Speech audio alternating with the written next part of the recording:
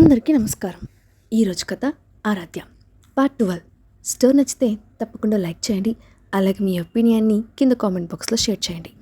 ఇలాంటి మరిన్ని స్టోరీస్ కోసం మా ఛానల్ని తప్పకుండా సబ్స్క్రైబ్ చేసి పెట్టుకోండి. ఇక స్టోరీలోకి వెళ్తే అసలు ఆ రోజంతా ఎందుకో చాలా స్పెషల్గా అనిపించింది. నిద్ర లేవగానే నా కళ్ళ ముందున్న ఆ దృశ్యం చూసి నా మనసంతా ఏదో తెలియని ప్రశాంతతతో నిండిపోయింది. ఎందుకో తెలుసా, నా పక్కనే ఆరాధ్య దేవకన్యలా ప్రశాంతంగా నిద్రపోతోంది. తన ముఖాన్ని అలా చూస్తూ ఉండిపోయాను. ఇంతలో తన ముఖం మీద పడిన ఒక జుట్టుపాయ తనకి ఇబ్బందిగా అనిపిస్తుందేమో అనిపించింది. మెల్లగా తనకి దగ్గరగా జరిగాను. చాలా సున్నితంగా ప్రేమగా ఆ జుట్టుపాయను తీసి తన చెవి వెనక్కి పెట్టాను. తన ముఖం ఎంత నిష్కల్మషంగా ఉందో. ఇంత అందమైన అమ్మాయి నాకు భార్యగా దొరకడం నిజంగా నా అదృష్టం. కానీ నేనెంత పెద్ద మూర్ఖినో నాకే అర్థమవుతున్న 6వ రోజుది. కాసేపు అలాగే తన ముఖాన్ని చూస్తూ ఉండిపోయాను. ఆ తర్వాత ఫ్రెష్ అవడానికి బాత్రూంలోకి వెళ్ళాను. నేను బయటకు వచ్చేసరికి తను బెడ్ మీద కూర్చొని ఉంది. గుడ్ మార్నింగ్ అన్నాను. తన తల పైకెత్తి పెదవులపై ఒక చిన్న నవ్వుతో గుడ్ మార్నింగ్ చెప్పింది. మీ చెయ్యి ఇప్పుడు ఎలా ఉంది అని అడిగింది. తను నాపై చూపిస్తున్న కేరింగ్ నా గుండెల్లో ఏదో తెలియని కొత్త ఫీలింగ్ని, ఒక రకమైన తీయటి అలజడిని తెచ్చింది. ఇప్పుడంతా బాగానే ఉంది అని చెప్పి తను రెడీ అవ్వడానికి ఇబ్బంది లేకుండా అక్కడి నుండి కిందికి వెళ్ళిపోయాను. కానీ మెట్లు దిగి కిందికి రాగానే అక్కడ నాకు ఊహించని షాక్ తగిలింది. ఏంటి, మీరంతా ఇక్కడ ఏం చేస్తున్నారు అని అడిగాను ఆశ్చర్యంగా. వాళ్ళ ముగ్గురు చిన్నపిల్లల్లా పల్లికిలించి నవ్వుతూ ఉన్నారు. మేమంతా డే అవుట్ కోసం రెడీ అయిపోయాం అని ముగ్గురు ఒకేసారి గట్టిగా అరిచారు. ఒక్కసారిగా నా చేతులు నా నుదుటి మీదకి వెళ్ళాయి. వీళ్ళు నిజంగానే నా తోబుట్టువులేనా, లేక నన్ను ఆట పట్టించడానికి పుట్టారా అని. ఆయన నువ్వేంటి ఇంత లేట్గా లేచా, ఇంకా రెడీ కూడా అవ్వలేదు అంటూ దర్శ్ నన్ను ఒకలా చూశాడు. అప్పుడు టైం కరెక్ట్గా పొద్దున 8 అవుతోంది. వీళ్ళేమో నేనేదో మధ్యాహ్నం నిద్ర లేచినట్టు బిల్డపిస్తున్నారు. వెళ్ళు బాయ్, త్వరగా వెళ్ళి రెడీ అవ్వు అంది రియా ముఖం చిన్నది చేసుకుంటూ. అదే సమయంలో వదినా, నేను కలగంటున్నానా ఏంటి అంటూ పిన్ని వాయిస్ వినిపించింది. చూస్తే పిన్ని మా అమ్మ ఇద్దరు మెట్ల దిగి వస్తూ ఉన్నారు. నువ్వు ఒక్కదానివే కాదు మిథాలి, నేను కూడా అదే కలగంటున్నాను అంది అమ్మ నవ్వుతూ. అసలు మీరంతా ఇంత పొద్దున్నే ఎలా లేచారు, అది ఒక సండే రోజు అని అమ్మ ఆశ్చర్యంగా అడిగింది. దానికి వాళ్ళు తమ 32 పళ్ళు బయటకు పెట్టి మరీ నవ్వారు. మేము డే అవుట్ వెళ్తున్నామమ్మా అన్నాడు రాజ్. ఎక్కడికి అని పిన్ని అడిగారు. అది మాకు తెలియదు, కానీ వెళ్తున్నాం. అవును కదా బాయ్ అంటూ రియా నా వైపు చూసింది. నేను అవునట్టు తలాడించాను.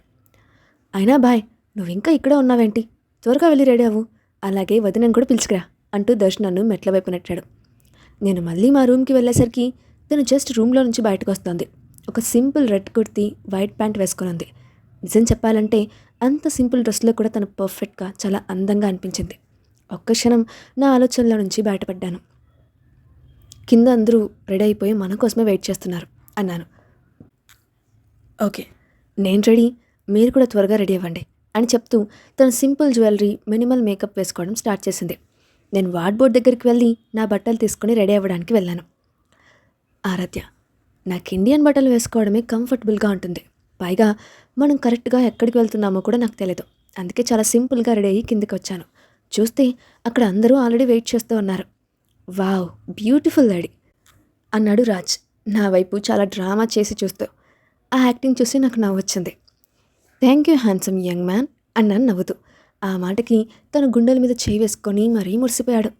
అదే సమయంలో ఆరాజీ మెట్లు దిగి రావడం చూశాను. తను చాలా డాషింగ్గా, ఎంతో హ్యాండ్సమ్గా కనిపిస్తున్నారు. ఆగు ఆరాధ్య, కంట్రోల్ యువర్ సెల్ఫ్ అని నా మనసును నేనే చెప్పుకున్నాను. ఈరోజు ఎవరో చాలా అందంగా కనిపిస్తున్నారు అన్నాడు జై.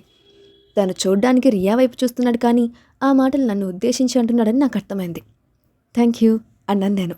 తను గట్టిగా నవ్వేశాడు, కానీ ఆరవ్ మాత్రం జై వైపు చాలా కోపంగా సీరియస్గా చూస్తున్నారు. ఎందుకో నాకు అస్సలు అర్థం కాలేదు. మీరు త్వరగా వెళ్ళాలనుకుంటే ఫస్ట్ బ్రేక్ఫాస్ట్ కానివ్వండి అన్నారు నాన్న. దాంతో అందరం కలిసి హ్యాపీగా బ్రేక్ఫాస్ట్ చేసేసాం. మనమంతా ఒకే కారులో వెళ్దాం అన్నాడు జై. అందరూ దానికి ఒకేసారి ఒప్పుకున్నారు. అప్పుడే ఆరాధ్య, ఇది తీసుకో అంటూ మావయ్య తన బ్లాక్ కార్డ్ నాకు ఇవ్వబోయారు. లేదు పాప, నాకు ఇదొద్దు, అవసరం లేదు అంటూ అలా అడ్డంగా ఊపాను. ఆయన నన్ను బలవంతం చేయబోయారు. కానీ సరిగ్గా ఆ క్షణంలో ఆరవ్ మధ్యలోకి జోక్యం చేసుకొని ఆయన్ని వారించారు. నా భార్య ఖర్చులను చూసుకోవడానికి నేనున్నాను కదా అన్నారు ఆరవ్. ఆ మాట వినడమే ఆలస్యం. ఇంట్లో వాళ్ళంతా ఒక్కసారిగా ఆట పట్టించడం మొదలుపెట్టారు. ఆ నవ్వులు, ఆ ఆట పట్టింపుల మధ్య నా బుగ్గలు ఎందుకో తెలియకుండానే సిగ్గుతో ఎర్రబడిపోయాయి. అవునా మిస్టర్ ఆరవ్ రోమియో యదువంశీ గారు, అయితే ఇక బయలుదేరదామా అంటూ దర్శ్ చప్పట్లు కొడుతూ గోల చేశాడు. దాంతో హాల్లో మళ్ళీ నవ్వులు విరిచాయి. మావయ్య నా వైపు చూసి, చూసావా వాడు మెల్లమెల్లగా మారుతున్నాడు అని మెల్లగా అనేసరికి మేమిద్దరం కలిసి నవ్వుకున్నాం. ఇక అందరం కలిసి బయలుదేరాం. నేను రియా మధ్యలో సీట్లో కూర్చున్నాం. ఆరోజీ కార్ డ్రైవ్ చేస్తూ ఉంటే జై ఆయన పక్కన కూర్చున్నాడు. దర్శరాజ్ ఇద్దరు వెనక సీట్లో సెటిల్ అయిపోయారు. జాగ్రత్తగా వెళ్ళండి, టైంకి భోజనం చేయండి అంటూ అమ్మ పిన్ని ఇద్దరు చేతులు ఊపుతూ వీడ్కోలు పలికారు.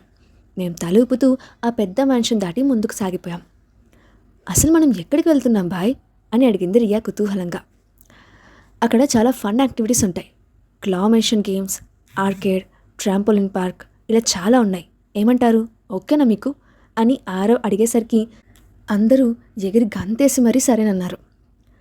కాసేపు ప్రయాణం సాగాక, నేను డ్రైవ్ చేయనా, నీ చేయి ఇంకా నొప్పుడుతుందేమో కదా అన్నాడు జై ఆరవ్ వైపు చూస్తూ. ఆరవ్ అతని వైపు చూసి ఒక చిన్న వెటకారపు నవ్వు నవ్వారు. నాకేం పర్లేదు, అంతా బాగానే ఉంది. అయినా నేనెవరో ఒక పిరికివాడిలాగా భయపడిపోయే రకం కాదలే అంటూ ఆరవ్జీ ఏదో అనబోతూ ఉంటే జై మధ్యలోనే అందుకున్నాడు. ఇక ఆపుతావా అంటూ జై కళ్ళు తిప్పాడు. రియా విషయంలోనే ఆరవ్ తనని ఆట పట్టిస్తున్నాడని నాకు క్లియర్గా అర్థమైపోయింది. బాయ్, మంచి సాంగ్స్ ప్లే చేయి అన్నాడు దర్శ్. జై ఒక సాంగ్ ప్లే చేయడమే ఆలస్యం. వాళ్ళంతా కార్లోనే పిచ్చి పిచ్చిగా డాన్స్ చేయడం స్టార్ట్ చేశారు. వాళ్ళ అల్లరి చూసి నాకు నవ్వు ఆపుకోవడం అస్సలు సాధ్యం కాలేదు. నేను అలా నవ్వుతున్న క్షణంలో ఆరవ్ కార్ రేర్ రివ్యూ మిర్రర్లో నుంచి నా వైపు చూస్తూ పెదవులపై ఒక చిన్న నవ్వుతో నన్ను గమనించడం కంటపడింది. ఆ చూపుల్లో ఏదో మ్యాజిక్ ఉంది. తలదించుకొని సిగ్గుపడటం నా వంతైంది. అసలు ఆయన నన్ను ఎందుకు ఇలా ఫీల్ అయ్యేలా చేస్తున్నారో నాకైతే అర్థం కావడం లేదు. సుమారు అరగంట ప్రయాణం తర్వాత మేమనుకున్న ఫన్ జోన్కి చేరుకున్నాం. ఫన్ జోన్లో అమ్యూజ్మెంట్ పార్క్లోకి అడుగు పెట్టగానే అందరిలోనూ ఒక్కటే ఎక్సైట్మెంట్. ఆరాధ్య చేతిలో ఆ విఐపి టికెట్ను గట్టిగా పట్టుకొని తన సంతోషాన్ని దాచుకోలేక దాదాలాడిపోతోంది. చుట్టూ ఉన్న ఆ రంగుల ప్రపంచాన్ని, అల్లరిని చూస్తూ తన గుండె వేగం పెరిగింది. వదినా, మనం అక్కడికి వెళ్దాం పదా అంటూ రియా ఒక్కసారిగా ఆరాధ్య చేతిని పట్టుకొని బాల్ పిట్లోకి వెళ్ళే ఒక పెద్ద స్లైడ్ వైపు చూపించింది. ఇద్దరు పరిగెత్తుకుంటూ వెళ్ళి ఆ స్లైడ్ పైకి ఎక్కారు. 1, 2, 3 అంటూ ఇద్దరు ఒకేసారి గట్టిగా అరుస్తూ కిందకు జారారు. రంగురంగుల బాల్స్ ఉన్న ఆ పూల్లోకి ఇద్దరు దూకేశారు. ఆరాధ్య ఆ మెత్తటి బాల్స్ మధ్య మునిగిపోతూ తన్ని తాను పైకి లాక్కుంటూ గట్టిగా నవ్వేస్తోంది. వదినా, పక్కకి తప్పుకో, మేము వచ్చేస్తున్నాం అంటూ దర్శ్ వాయిస్ పైనుంచి గట్టిగా వినిపించింది. ఆరాధ్య తల పైకెత్తి చూసేసరికి అబ్బాయిలంతా స్లైడ్ ట్యాప్పై రెడీగా ఉన్నారు. తను స్పందించేలోపే నలుగురు ఒకేసారి దూసుకుంటూ కిందకు వచ్చేసి ఆరాధ్య రియాల పక్కనే ల్యాండ్ అయ్యారు.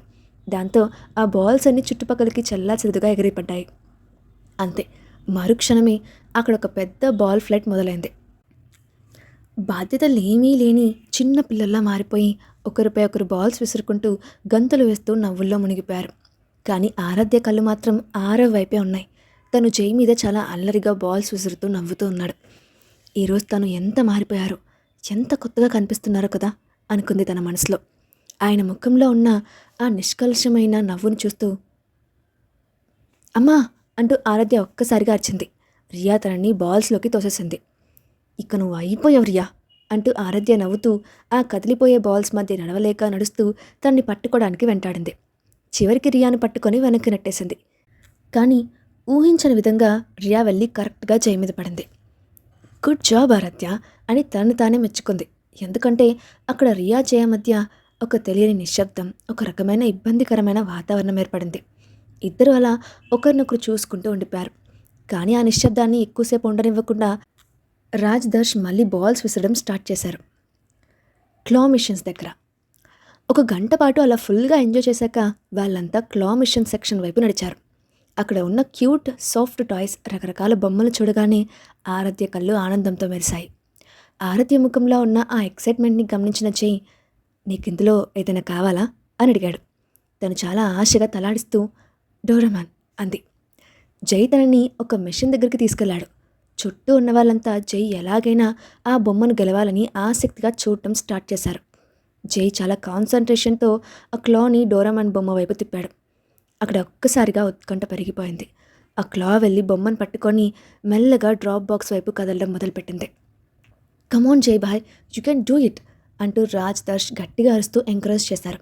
సరిగ్గా ఆ క్షణంలో ఆ క్లా ఆ బొమ్మను పర్ఫెక్ట్గా కిందకు వదిలేసింది. జై ఆ గేమ్ గెలిచేశాడు. ఎస్ అంటూ ఆరాధ్య ఆనందంతో గట్టిగా అరుస్తూ ఆ ఎక్సైట్మెంట్లో ఏం చేస్తుందో తెలియక ఒక్కసారిగా జైని గట్టిగా హక్ చేసుకుంది. కానీ మరుక్షణమే తనేం చేసిందో గుర్తొచ్చి ఒక్క అడుగు వెనక్కి వేసి ఆ బొమ్మను చేతుల్లోకి తీసుకుంది. ఆ బొమ్మను రియాకి చూపిద్దామని తను వెనక్కి తిరిగింది. కానీ ఒక్కసారిగా తన శ్వాస ఆగిపోయినంత పనైంది. ఎందుకంటే ఆ రోజు తనకి చాలా దగ్గరగా నిలబడి ఉన్నారు. ఆయన కళ్ళల్లో ఒక రకమైన తీవ్రమైన కోపం, అసూయ కొట్టుకొచ్చినట్టు కనిపిస్తున్నాయి. ఆయన చూపులు ఆ బొమ్మ నుంచి ఆరాధ్య ముఖం వైపు మారాయి. ఆ చూపుల్లో ఉన్న పవర్కి ఆరాధ్య అక్కడికక్కడే అలా స్తంభించిపోయింది. వదిన, మనం ఆ మిషన్ కూడా ట్రై చేద్దాం పదా అంటూ రియా ఒక్కసారిగా వచ్చి ఆరాధ్యను అక్కడి నుంచి లాక్కెళ్ళిపోయింది. దాంతో ఆరాధ్య ఊపిరి పీల్చుకుంది.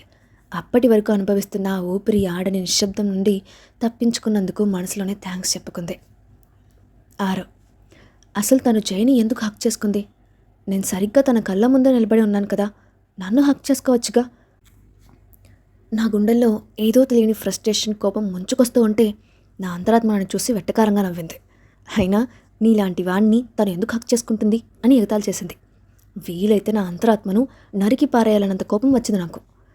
ఏంటి భాయ్, ఈరోజు ఎందుకో బాగా జలసీగా ఫీల్ అవుతున్నట్టున్నావు అంటూ దర్శ్ రాజ్ ఇద్దరూ తమ 32 పళ్ళు బయటపెట్టి మరీ నన్ను ఆట పట్టించడం స్టార్ట్ చేశారు.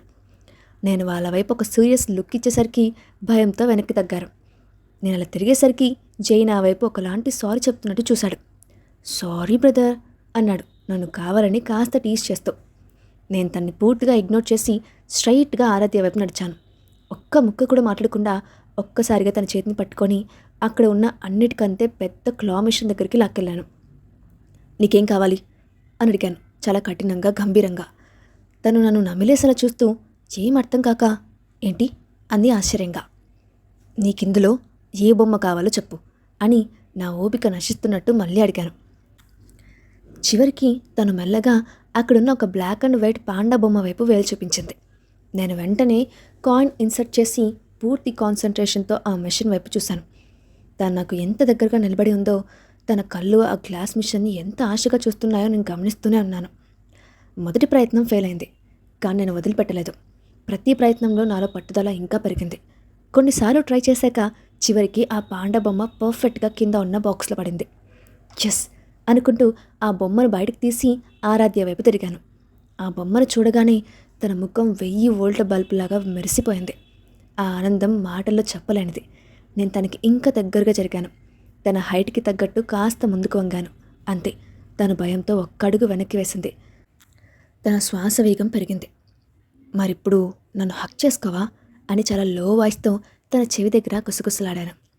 తన పెదవులు అలా తెరుచుకొనే ఉన్నాయి, కానీ నోట్లో నుంచి ఒక్క మాట కూడా రాలేదు. తను అలా ఇబ్బంది పడడం చూసి నా పెదవులపై ఒక చిన్న నవ్వు మెరిసింది. నేను మళ్ళీ సరిగ్గా నిలబడి ఆ పాండా బొమ్మను తన చేతికిచ్చాను. ఇది కూడా నేను పట్టుకుంటాను, ఇవ్వు అంటూ తన చేతిలో ఉన్న డోరామాన్ బొమ్మను కూడా నేనే తీసుకున్నాను. ఇద్దరం కలిసి మెల్లగా నెక్స్ట్ గేమ్ వైపు నడిచాం. అవుట్ సైడ్ మరోవైపు రియా ఒక క్లా మిషన్ దగ్గర తెగ ఇబ్బంది పడుతోంది. ఎన్నిసార్లు ట్రై చేసినా బొమ్మ మాత్రం రావడం లేదు. నేను ట్రై చేయనా అంటూ జై తన పక్కన వచ్చి నిలబడ్డాడు. తను పక్కకి తప్పుకుంది. జై చాలా సింపుల్గా ఒకే ఒక్క మూవ్తో ఆ సాఫ్ట్ టాయ్ని గెలిచేశాడు. అది చూడగానే రియా ముఖం ఆనందంతో వెలిగిపోయింది. కానీ తను జైకి థ్యాంక్స్ చెప్పేలోపే ఎక్కడి నుంచో ఒక అమ్మాయి వింత గొంతుతో మధ్యలోకి దూరింది. ఓ మై గాడ్, మీరు ఎంత టాలెంటెడో, అయినా మీరు చాలా హ్యాండ్సమ్గా ఉన్నారు. నా కోసం కూడా ఒక్క బొమ్మ గెలవరా ప్లీజ్ అంది ఆ అమ్మాయి చాలా ఓవర్ యాక్షన్ చేస్తూ, తీయగా కారాలు నూరుతూ. జై ఒక్క క్షణం సంకోచించాడు. వద్దు అని చెప్దాం అనుకున్నాడు. కానీ ఈలోపే రియా మధ్యలోకి వచ్చేసింది. నీ చీప్ ట్రిక్స్ వేరే ఎవరి దగ్గరైనా చూపించుకో, ఇక్కడ కాదు, నడు అంటూ రియా కోపంగా జై చేతిని పట్టుకొని అక్కడి నుంచి లాక్కెళ్ళిపోయింది. అయినా నేను తనేదో అడుగుతుంటే నో చెప్దామని అనుకున్నాను తెలుసా అన్నాడు జై రియా పడుతున్న జలసిని చూసి మనసులోనే మురిసిపోతూ. రియా తన చేతిని వదిలేసి అతని వైపు నిప్పులు చెరగలా చూసింది. తన చేతిలో ఉన్న బొమ్మను గట్టిగా పట్టుకొని కోపంతో ఊగిపోతూ ముందుకు నడిచింది. అన్నలాగే చెల్లెలు కూడా, ఇద్దరిది ఒకే రక్తం అని జై నవ్వుకుంటూ తన వెనకాలే వెళ్ళాడు. మధ్యాహ్న సమయం 6. బాయ్, ప్లీజ్ త్వరగా లంచ్కి వెళ్దాం పదా, నాకు బాగా ఆకలి వేస్తోంది అంది రియా చాలా నీరసంగా ఓపిక నశించినట్టు. సరే, మన రెస్టారెంట్కి వెళ్దాం పదండి అని చెప్పి నేను కార్ని మా ఫ్యామిలీకి చెందిన one of the best restaurant వైపు తిప్పాను. అసలు ఈరోజు చాలా ఎంజాయ్ చేశాం కదా అన్నాడు రాజ్ అందరి వైపు చూస్తూ నవ్వుతూ. అవును అంటూ అందరూ ఒకేసారి తలూపారు. ఆ గేమ్స్ ఆడిన ఎక్సైట్మెంట్ ఇంకా వాళ్ళ ముఖాల్లో స్పష్టంగా కనిపిస్తోంది. ఈరోజు నేను కూడా చాలా హ్యాపీగా ఎంజాయ్ చేశాను అంది ఆరాధ్య చాలా మెల్లగా సున్నితంగా. నేను రియర్ వ్యూ మిర్రర్లో నుంచి తన వైపు చూశాను. తను నిజంగా చాలా సంతోషంగా ఉంది. ఆ నవ్వు తన ముఖానికి ఒక కొత్త అందాన్ని తెచ్చింది. తనని అలా చూస్తూ ఉంటే నా మనసుకు ఎందుకో చాలా ప్రశాంతంగా సంతోషంగా అనిపించింది. మేం రెస్టారెంట్కి చేరుకోగానే అక్కడి మేనేజర్ మమ్మల్ని రిసీవ్ చేసుకోవడానికి పరుగున బయటకు వచ్చాడు. వెల్కమ్ సార్, మీరు ఈరోజు ఇక్కడికి రావడం మాకు చాలా సంతోషంగా ఉంది అంటూ చాలా మర్యాదగా నవ్వి మా కోసం ముందే రిజర్వ్ చేసిన ఒక స్పెషల్ టేబుల్ వైపు తీసుకెళ్లాడు. ఆ రెస్టారెంట్ లుక్ చూస్తేనే ఒక రేంజ్ లగ్జరీ కనిపిస్తుంది. అక్కడ డెకరేషన్, ఆ అంబియన్స్ అంతా చాలా రాయల్గా ఉంటుంది. నేను రియా ఇద్దరం కలిసి ఎంతో కష్టపడి దీని ఇంటీరియర్ డిజైన్ చేశాం. అది అక్కడ ప్రతి డీటెయిలింగ్లోనూ స్పష్టంగా కనిపిస్తుంది. నేను సీట్లో కూర్చున్నాను. సరిగ్గా రియా నా పక్కన కూర్చుందామని వచ్చేలోపే ఆరాధ్య చాలా స్పీడ్గా వచ్చి నా పక్కన ఉన్న ఆ ప్లేస్ని ఆక్యుపై చేసేసింది. ఇక చేసేదేం లేక రియా వెళ్ళి జై పక్కన కూర్చోవలసి వచ్చింది. తను కావాలని అలా నా పక్కన కూర్చోవడం చూసి నా మనసులో ఒక ఆలోచన మెరిసింది. బహుశా జై తన మనసులో ఉన్న ఫీలింగ్స్ గురించి ఆల్రెడీ ఆరాధ్యకి చెప్పేశాడేమో అని. మేము ఆర్డర్ చేసిన కాసేపటికి వేడి వేడి ఫుడ్ టేబుల్ మీదకి వచ్చేసింది. ఇక అందరం ఎంతో ఇష్టంగా రుచికరమైన వంటకాలను తింటూ ఎంజాయ్ చేయడం స్టార్ట్ చేశాం. ఇప్పుడు నెక్స్ట్ ఎక్కడికి వెళ్దాం బాయ్ అని దర్శన వైపు చాలా క్యూరియస్గా చూస్తూ అడిగాడు. సన్సెట్ చూడ్డానికి వెళ్దాం అంటూ తింటూనే చాలా క్యాజువల్గా సమాధానమిచ్చాను. నేను తింటున్న సమయంలోనే నా చూపులు ఒక్కసారిగా ఆరాధ్య వైపు వెళ్ళాయి. తను తింటున్నప్పుడు కొద్దిగా గ్రేవీ తన పెదవుల పక్కన అంటుకుంది. నేనేం ఆలోచించలేదు. చేతిలోకి ఒక టిష్యూ పేపర్ తీసుకొని మెల్లగా తన వైపు జరిగాను. తను మొదట నన్ను చూసి కన్ఫ్యూజ్ అయింది. కానీ నేను చాలా సున్నితంగా తన పెదవుల పక్కన ఉన్న ఆ గ్రేవీని తుడిచేసరికి ఒక్కసారిగా షాక్ అయింది. థ్యాంక్ యూ అంది చాలా మెల్లగా. తన బుగ్గలు లైట్గా పింక్ కలర్లోకి మారిపోయాయి. ఇద్దరం ఒకరినొకరు చూసుకుంటూ చిన్నగా నవ్వుకున్నాం. ఆ క్షణంలో మా ఇద్దరి మధ్య ఒక తెలియని నిశ్శబ్దం, ఒక అందమైన ప్రపంచం ఏర్పడింది. కానీ విధి ఎప్పుడూ ఒకేలా ఉండదు కదా. మా మధ్య ఉన్న ఆ ప్రశాంతత ఎక్కువసేపు నిలవలేదు. దర్శ్ మమ్మల్ని మళ్ళీ ఆట పట్టించాలని ఫిక్స్ అయిపోయాడు. మీరిద్దరూ మరి టూ మచ్గా చేస్తున్నారు బాస్. అసలు ప్లేస్ ఏంటి, టైం ఏంటి అనే విచక్షణ కూడా లేకుండా ఎక్కడ పడితే అక్కడ ఎప్పుడైనా స్టార్ట్ అయిపోతారా ఏంటి అంటూ దర్శ్ ఒక వెటకారపు నవ్వు నవ్వుతూ గోల చేశాడు. ఆ మాట విన్న వెంటనే ఆరాధ్యకి ఒక్కసారిగా గొంతులో వచ్చి ఎల్లక్కాయ పడ్డట్టయి గట్టిగా తగ్గడం స్టార్ట్ చేసింది. నేను కంగారుగా వెంటనే తనకు ఒక గ్లాస్ వాటర్ అందించాను. తను అందరి వైపు చూడకుండా కళ్ళు తప్పిస్తూ ఆ నీళ్లను గటగట తాకేసింది. నేను దర్శ్ వైపు ఒక తీక్షణమైన చూపు చూశాను. ఇక ఆపకపోతే నీకు నరకం చూపిస్తా అన్నట్టు సైలెంట్గా వార్నింగ్ ఇచ్చాను. కానీ వాడు నన్ను అస్సలు పట్టించుకోకుండా ఒక వెర్రి నవ్వు నవ్వుకుంటూ ఊరుకున్నాడు. లంచ్ కంప్లీట్ అవ్వగానే మేమంతా బయటకు వచ్చాం. ఆ సిటీలోనే అన్నిటికంటే ఎత్తైన ఒక కొండపైకి బయలుదేరాం. అక్కడి నుంచి సన్సెట్ వ్యూ చూస్తే మైండ్ బ్లాక్ అయిపోతుందని, అది చాలా అద్భుతంగా ఉంటుందని అందరూ చెప్తూ ఉంటారు. కార్లో అక్కడికి చేరుకోవడానికి దాదాపు 1.5 గంట టైం పట్టింది. కానీ కార్లో నుంచి కిందకు దిగ్గానే మా నోట్లో నుంచి వచ్చిన ఏకైక మాట అమేజింగ్ అంటూ. చుట్టూ ఉన్న ఆ దృశ్యం వర్ణనాతీతం. సూర్యుడు అప్పుడప్పుడే అస్తమించడానికి రెడీ అవుతూ ఉన్నాడు. పదండి, కొన్ని మంచి పిక్చర్స్ తీసుకుందాం అన్నాడు దర్శ్ ఎక్సైట్మెంట్తో. మేమంతా త్వరగా పొజిషన్స్లోకి వచ్చేసాం. నేను ఆరాధ్య పక్కన నిలబడ్డాను. అలా కొన్ని గ్రూప్ ఫొటోస్ క్లిక్ అనిపించాం. ఆ తర్వాత అక్కడున్న పచ్చటి గడ్డ మీద ఒక చోట కూర్చొని ఆ సన్సెట్ బ్యూటీని ఆస్వాదించడం స్టార్ట్ చేశాం. అలా కూర్చున్న సమయంలో జై చాలా సాఫ్ట్ స్మైల్తో రియా వైపు చూడటం నా కంట పడింది. తను తన ఆలోచనల్లో పూర్తిగా మునిగిపోయి ఉన్నాడు. అది చూసి వీళ్ళిద్దరూ త్వరలోనే ఒకటవ్వాలి అని నా మనసులో గట్టిగా కోరుకున్నాను. నా చూపులను కాస్త పక్కకు తిప్పేసరికి ఆరాధ్య నన్నే చూస్తూ కనిపించింది. కానీ మా ఇద్దరి కళ్ళు ఒక్కటైన మరుక్షణమే తను నన్ను అస్సలు చూడనట్టు, ఎటో చూస్తున్నట్టు కవర్ చేస్తూ ముఖం తిప్పేసుకుంది. తన ఆ క్యూట్ రియాక్షన్కి నాకైతే ఒక చిన్న పిల్లల మనస్ఫూర్తిగా నవ్వొచ్చేసింది. సన్సెట్ చూశాక మేమంతా మళ్ళీ కారెక్కి ఇంటి బాట పట్టాం. అప్పటికే అందరూ పూర్తిగా అలసిపోయారు. దర్శ్, రాజ్, ఆరాధ్య, రియా నలుగురు కారులోనే గాఢ నిద్రలోకి జారుకున్నారు. ఒకరి తల మీద ఒకరు ఒరిగిపోయి పడుకున్నారు. ఆ నిశ్శబ్దాన్ని బ్రేక్ చేస్తూ, ఏంటి బ్రదర్, జెల్సీగా ఉందా అని జై నా చెవిలో మెల్లగా గుసగుసలాడాడు. నేను అర్థం కానట్టు తన వైపు చూశాను. అక్కడ ఆరాధ్యాన్ని చూడు, తన తలని రియా భుజం మీద పెట్టి ప్రశాంతంగా పడుకుంది, కానీ నీ భుజం మీద కాదు అంటూ మెల్లగా నవ్వాడు. నేను నా పెదవులపై ఒక వెటకారపు నవ్వుతో, అలా అయితే నువ్వు కూడా జలసీగా ఫీల్ అవ్వాలి కదా, ఎందుకంటే రియా కూడా నీ భుజం మీద తలపెట్టలేదు కదా అని అంతే మెల్లగా సెటర్ ఇచ్చాను. జై నా వైపు చాలా చిరాగ్గా చూశాడు. వాడు అలా ఫ్రస్ట్రేట్ అవ్వడం చూసి నాకు నవ్వాగలేదు. కొద్దిసేపటికి మేమిద్దరం కలిసి మిగతా వాళ్ళు నిద్ర లేవకుండా చాలా సైలెంట్గా గట్టిగా నవ్వేసుకున్నాం. ఇంటికి చేరుకున్నాక ఎవరో ఒక్క ముక్క కూడా మాట్లాడలేదు. అందరూ బాగా అలసిపోవడం వల్ల స్ట్రైట్గా ఎవరి రూమ్స్కి వాళ్ళు వెళ్ళిపోయారు. ఆరాధ్య ముఖం చూస్తేనే తెలిసిపోతోంది తను పూర్తిగా ట్రైన్ అయిపోయిందని. తను చాలా త్వరగా నైట్ వేర్లోకి చేంజ్ అయిపోయి అలా బెడ్ మీద తల వాల్చక ముందే గాఢ నిద్రలోకి జారుకుంది. నేను రూమ్ డోర్ దగ్గర నిలబడి కాసేపు తను నిద్రపోతున్న అందమైన ముఖాన్ని చూస్తూ ఉండిపోయాను. నా పెదవులపై ఒక తెలియని మధురమైన నవ్వు మెరిసింది. నా మనసులో ఒక్కటే ఆలోచన, ఆరాధ్య, రేపు నీకోసం నేను ఒక సర్ప్రైజ్ ప్లాన్ చేశాను.